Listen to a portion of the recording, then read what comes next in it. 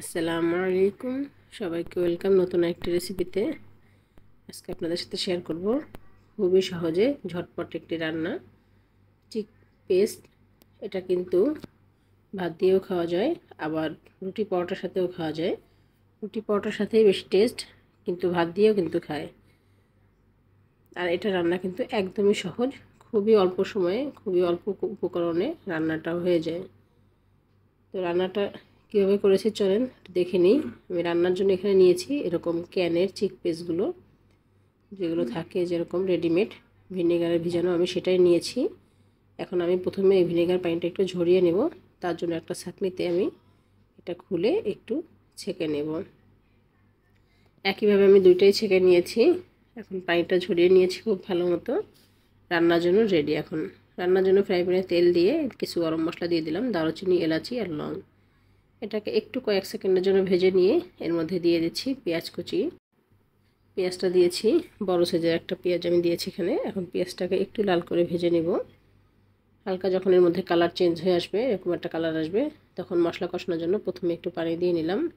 তারপর দিয়ে দিচ্ছি এখানে টমেটোর যে সস থাকে, সেটা আপনারা পিওর যে টমেটো সেটাও কিন্তু পেস্ট করে দিতে পারেন। আর দিয়ে দিচ্ছি এখানে হলুদের গুঁড়ো হাফ চামচ, মরিচের গুঁড়ো দিয়েছি 1 চামচ, ধনিয়া গুঁড়ো হাফ চামচ, জিরা গুঁড়ো হাফ চামচ, আর গরম মশলা গুঁড়ো দিয়েছি হাফ চামচেরও একটু কম। আর কিছু বাটা মশলা দিয়েছি আমি এখানে, আদা, রসুন আর জিরা সবই 1 চামচ করে দিয়েছি।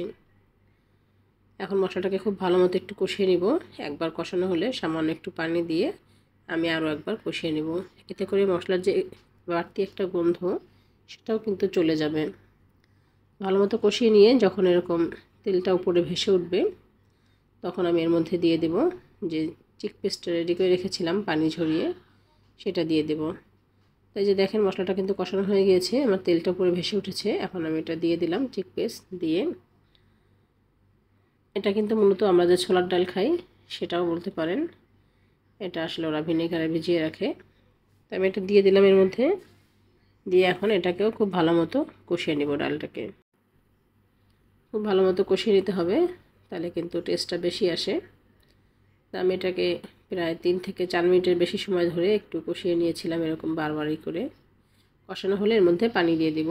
আর এটা কিন্তু সাধারণত একটু মাখামাখাই খায়, ঝোল ঝোল খায় না, সেই অনুযায়ী পানি দিতে হবে। তো আমি আমার পরিমাণ মতো পানি দিয়ে দিলাম। এখন এটাকে ঢেকে রান্না করে নিব 10 মিনিটের জন্য।